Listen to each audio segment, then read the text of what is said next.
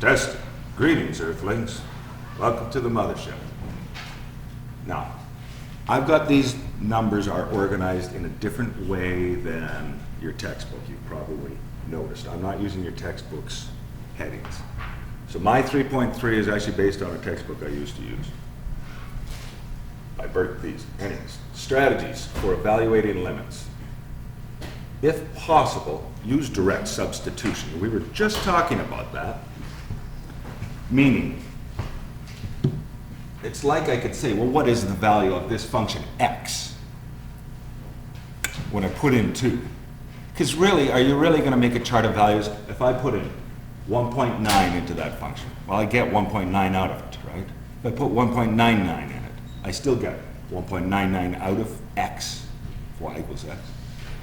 And if I put 2.01 and 2.001 in there, that's truly what you're doing. You're not actually letting x equal, philosophically, you're not letting x equal 2.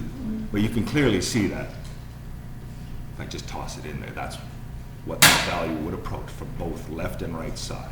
Does that one make sense? Okay, so as a shortcut, we'll say it's 2. But philosophically, you're actually approaching from the left and from the right. Okay? Now this one, what does a graph of that look like? Come on, folks. The function is 19, by the way. The limit notation is in front of the function always. So it's a straight line, horizontal, at 19. Everywhere, right?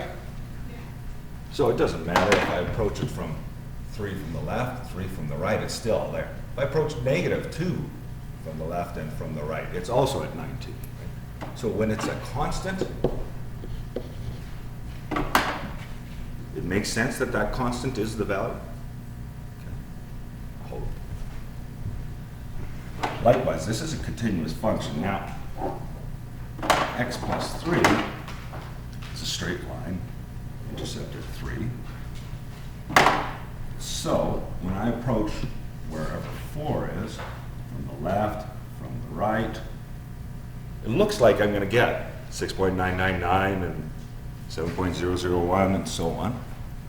But if you just, like I say, philosophically, you approach it from the left and the right, but really, it looks simple, there's no tricks there. It's going to be 4 plus 3, it's 7.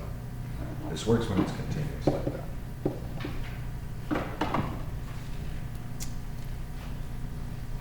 Once you see rationals, you start to be careful. Now, this one you could plug in, but what are the dangers with rationals?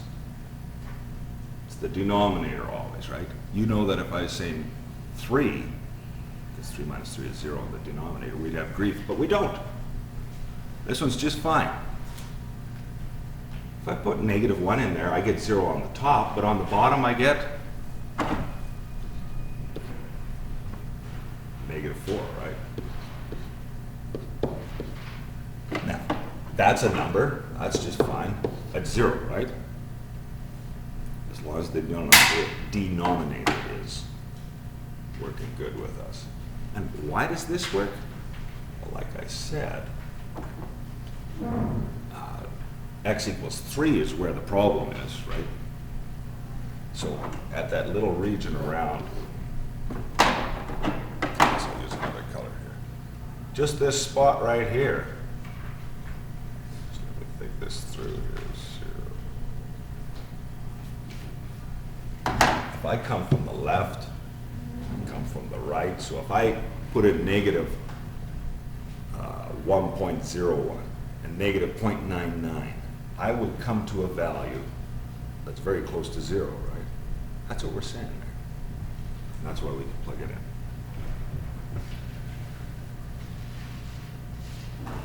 And we know that at 3 we would have an asymptote and so on. Okay.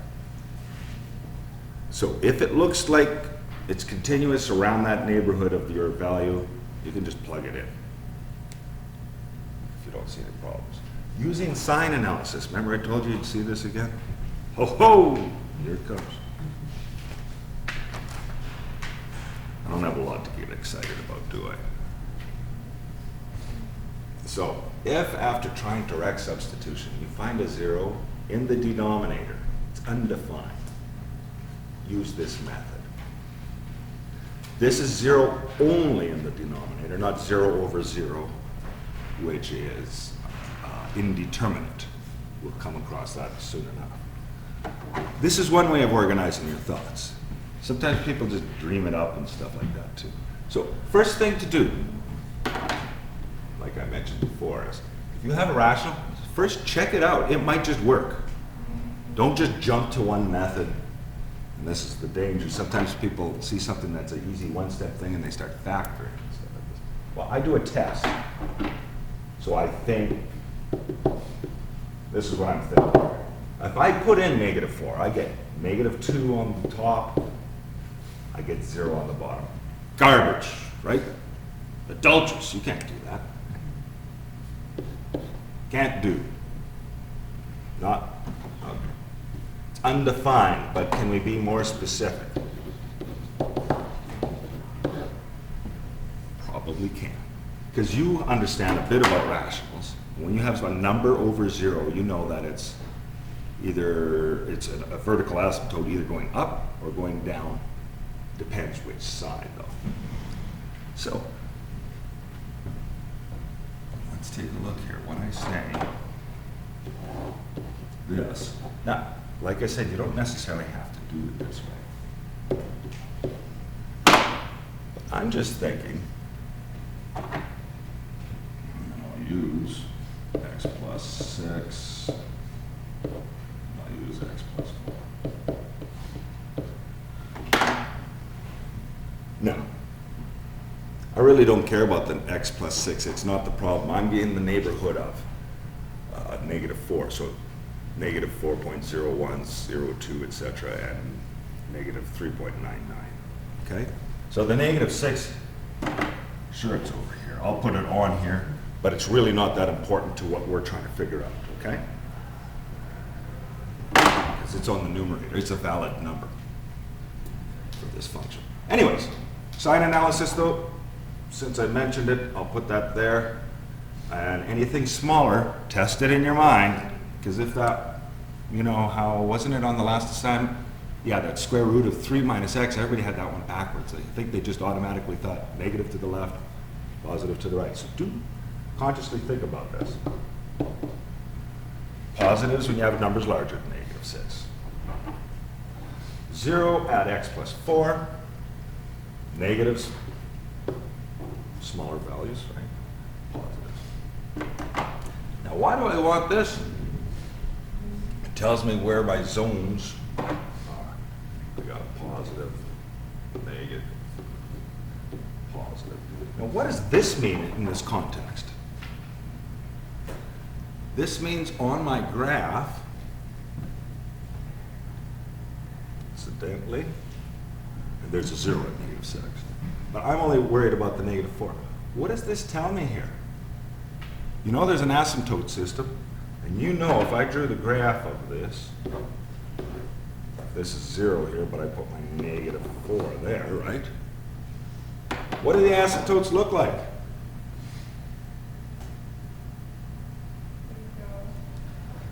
Goes down on the left side of it, and goes up on the right side of it. That's what this is telling me. Now, we won't get into all the details. You have that asymptote at -4. This is at -4. Yep. I was just going to label that in black here. -4 is this spot. What's this 0 spot happen to be? That's where x equals -6.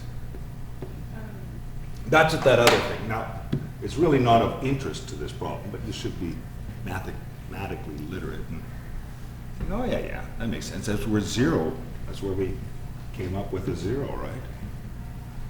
And it does make sense because all the values are positive here on this side of this -6. This is just a value added part here. Then it goes downhill from there. So we still call this function, or this limit, x approaching 4, -4, I'm sorry, undefined. But if we had to do the left or the right limit, we could be more specific, right? From the left, it's negative infinity, from the left. From the right, it is positive. It's approaching, it's not just undefined, it's actually increasing without end, without bound, and decreasing on the left side without end. That's what negative infinity means. Remember, it's not a number. We kind of play with that way sometimes. So what about this guy? We'll use sign analysis. Like I say, you don't have to, though. If you get nifty with the numbers, you're going to be all right. Now, you can see right away, you put in 3. So this is mentally what I do, right? I put in my 3 from the left. But if I put that in there, I get 3 on the top, 3 minus 3 on the bottom, so I get a 0. I know that's rubbish, right? It's bloody rubbish. You leave it alone and do sign analysis now. Only because it's a number over 0. If you get 0 over 0, we've got other techniques. So here's what I do. I'm really only interested in the neighborhood of 3. Specifically on the left side of 3. Then I say, it's over x minus 3. Here's your factors. This one's squared, and we'll keep it squared. That's important. Now, only for interest's sake, I'll put this 0 here. You really don't have to go that far for this particular one, because you're only really interested at 2.9, 2.99, etc. Just to the left of 3. So you don't have to do that. But 0. And it's true, if I pick a number less than 0, it'll be negative on the numerator. Okay. On the denominator, we get a 0 here. And that's undefined, right? Now, if you want, and it makes you feel better, because you can't actually get a 0 out of this, right? You can't divide by 0. In this particular case, 0, and this is undefined at that spot. If you want to do that, I don't always do that, but when I do, I do. If I put in 4 into this expression and square it, what will I get? Positive or negative? That's all. I really don't care what I test for. It's 1. And then if I put anything underneath 3, 2, negative 17, it's going to be positive because it squares out the sign. That's a common error. Now this means, in this particular case, that if I graph this, well, I guess I'll do the summaries here. Negative, positive, positive. This is going to look like a, is that thing going to blow? Is that what you're worried about? Sounds like it's ready for takeoff.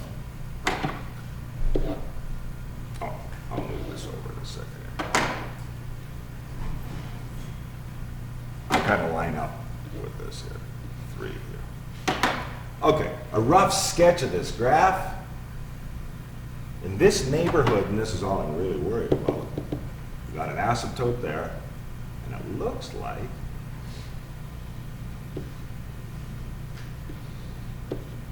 this is what's going on, doesn't it? I'm only really worried about around 3, though. I'm not, just as long as you understand that. So the answer to the limit question from way back when, from the left, even from the right, from either side, is positive infinity, right?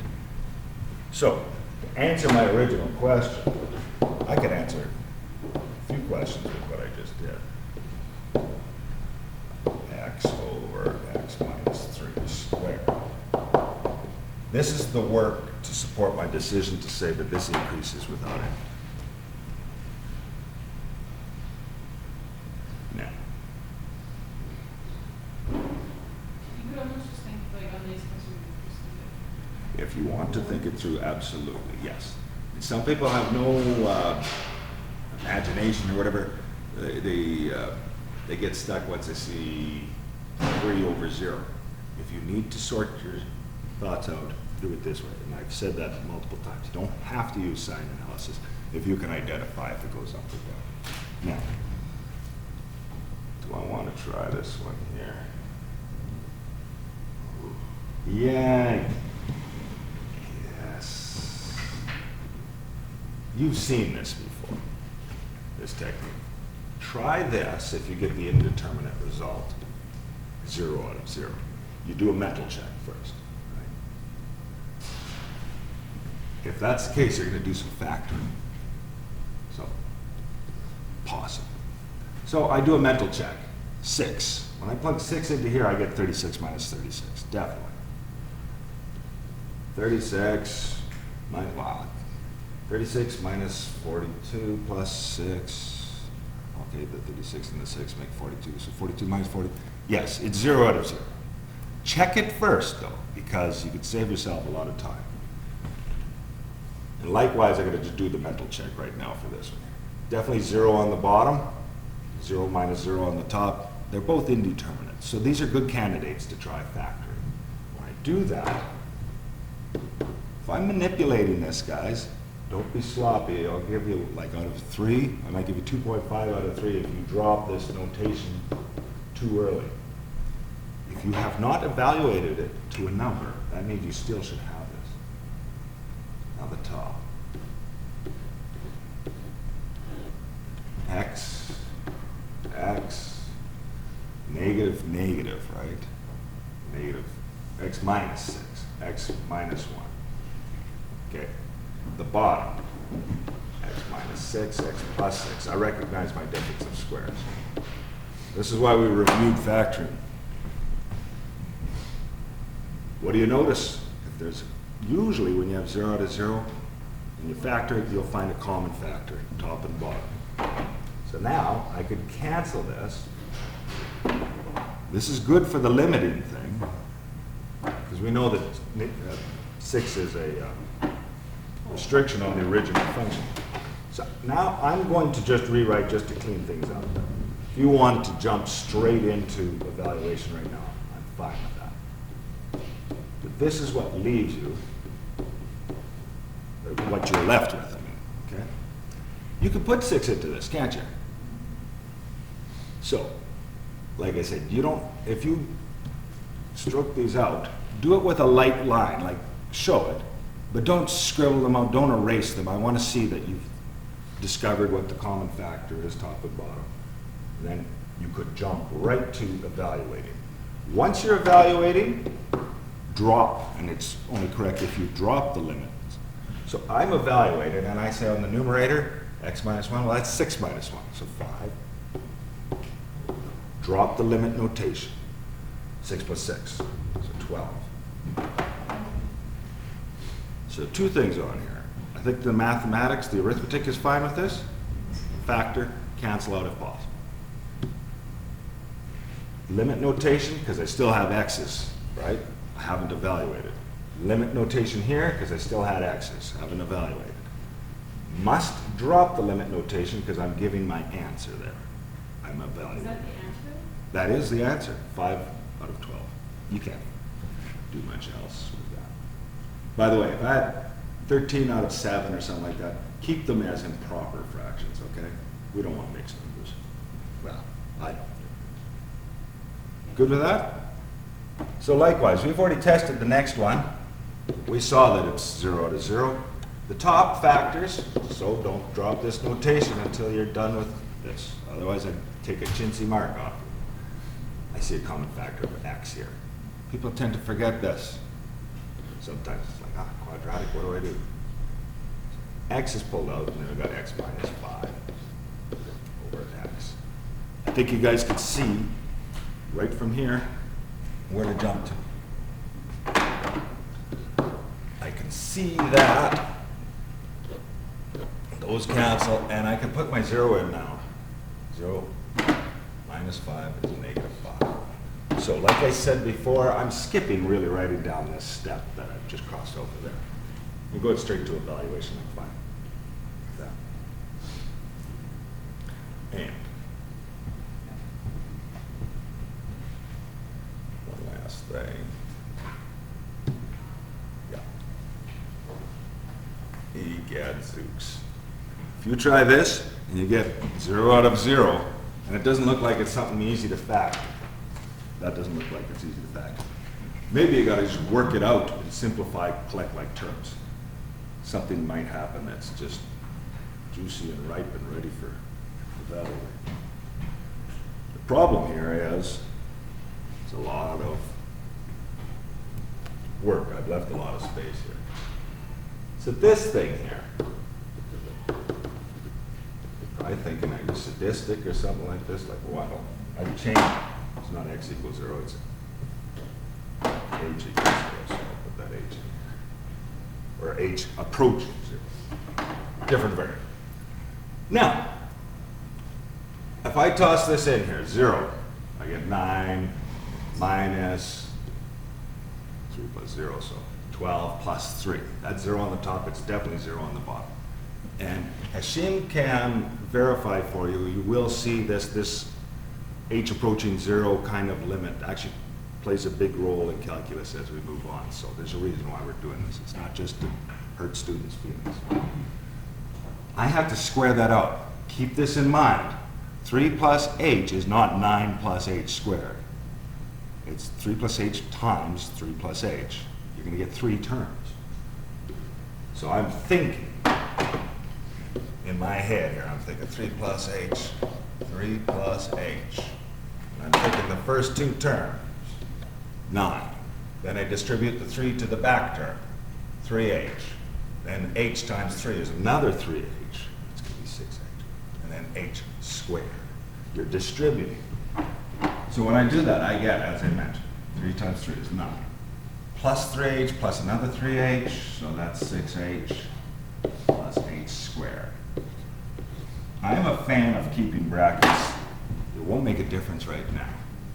But if there's ever a minus sign, it makes a big difference. Oh, because I'm talking at the same time and making mistakes. Thank you for catching it. Minus 12, I'm distributing. Minus 4h. 3. Oliver H. If you don't like big fat fractions like that, so wide, okay, you could, I'm going to write it back the way it was, but if you're not a fan of that, you could do the exact same thing mathematically. You don't have a line under it.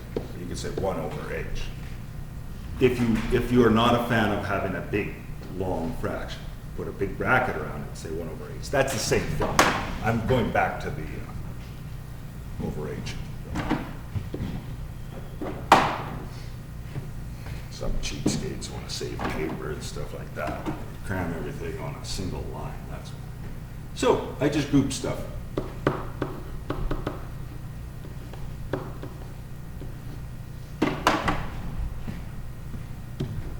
Well, I'll start with the numbers, I guess. 9 minus 12 plus 3. 0. Okay.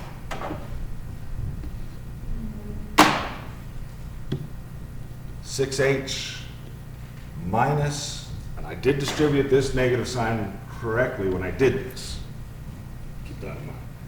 Minus 4h. So it is 2h.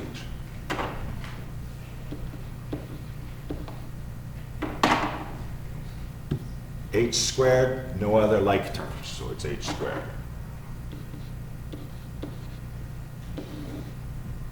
All over h. You have to distribute the division. Meaning 0 divided by h is 0, so that just disappears. 2h divided by h squared divided by h. I'm going to write this down. And hope that doesn't even disappear.